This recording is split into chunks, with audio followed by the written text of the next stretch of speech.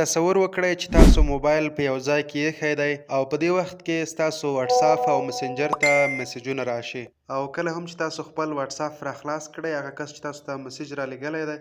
هغه خلاص کړئ خو دلته چې تاسو ته کوم میسجونه را لیږلي دي هغه یې بیرته درڅخه ډیلیټ کړي دي او یوازې دغه نشانې پاتې دي چې یعنې دغه کس تاسو ته پیغام را لیږلی دی او بیرته یې دوه طرفه ډیلیټ کړی دی که په واتساپ کې وي هم ښه ده تاسو ته به یوازې دغسې نشانه پاتې وي چې دغه کس تاسو ته پیغام را لیږلی دی اما که چیرته په تلګرام یا په انسټاګرام کې تاسو ته چا پیغام را لیږلی وي او بیا یې درڅخه ډیلیټ کړی وي نو دغه نشانه هم نه پاتې کېږي یعنې تاسو ته بیا دا معلومات هم نه کېږي چې تاسو ته یو چا پیغام را لیږلی دی کله هم چې تاسو خپل واتساپ وګورئ تاسو نه چا پیغامونه ډیلیټ کړي وي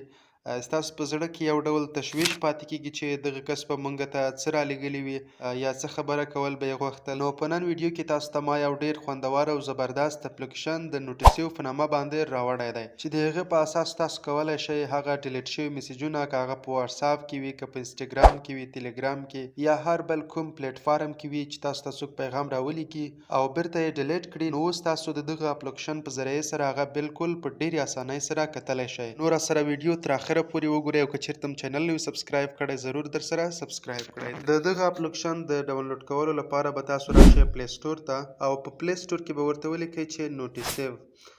دغه چې کله هم ورته ولیکله دغه په اول سر کې چې کوم اپلیکیشن راوړي دغه دی تاسو به یې له دې ځای څخه انسټال کړئ تاسو ته ښکاري د دغه اپلیکیشن کوم ډاونلوډینګ چې دی هغه روان شو نو دا دی له موږ سره دغه اپلیکیشن انسټال شو اوس دغه اوپن کوو او دغه کوم سیټینګ چې دی دغه هم تاسو ته درښیو دغه به نیکسټ ووهئ او دا به ټول نیکسټ کړئ او بیا به دلته دغه الاو کړئ یعنې اجازه به ورکړئ تاسو دې ته تر څو تاسو وکولی شئ دې نه استفاده وکړئ دغه ځای کې به هم الاو کړئ دغه ټول هر څه سیټینګونه چې تاسو ته راځي هغه به نیکسټ کوئ او بیا به هغه الاو کوئ دلته په دې ځای کې به هم نیکسټ ووهئ اوس تاسو ته زه ثبوت درښیم دغه کس ته زه پیغامونه لیږم او بیا یې ورڅخه ډیلیټ کوم تر څو وګورو چې هغه پیغامونه موږ بیرته په هغه اپلیکیشن کې کتلی شو او که نه مثلا دغه ته زه لیکم چې سلام څنګه یې همدغسې نور پیغامونه هم ورته لیږم او بیا ورڅخه بیرته ډیلیټ کوم اوس دلته تاسو ته ښکاري هغه واتساپ ته چې ما پیغامونه را لیږلي وو دلته را رسېدلي دي اما تر اوسه پورې ما خلاص کړي نه دي او بیرته ځم دلته هغه کوم اکاونټ نه چې ما پیغامونه ورته را لیږلي دي هغه سویچ کوم او دغه پیغامونه په دې ځای کې ډیلیټ کوم تر اوسه پورې یعنې هغه کس کتلي نه دي خو دلته یې زه ورڅخه ډیلیټ کوم دوه طرفه او بیرته بیا ځم هغه اکاونټ سویچ کوم تر څو تاسو ته وښیم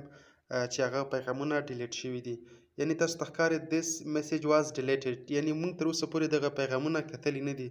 خو مخکې له دې چې دغه پیغامونه را خلاص کړو او ویې ګورو دغه پیغامونه دغه کس ډیلیټ کړي دي اوس راځو هغه کوم اپلیکیشن چې ما تاسو ته ښودلی و هغه مو فعال کړی دی دغه د نوټیسیو په نامه باندې دغه ته راځو یعنې تاسو ته ښکاري دغلته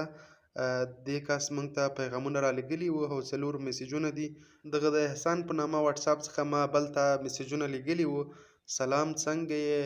تر همدغه ټول پیغامونه چې ما را لیږلي او بیرته مې ورڅخه ډیلیټ کړی نو کله هم چې تاسو ته څوک پیغامونه را ولیږي او هغه یې بیرته ډیلیټ کړي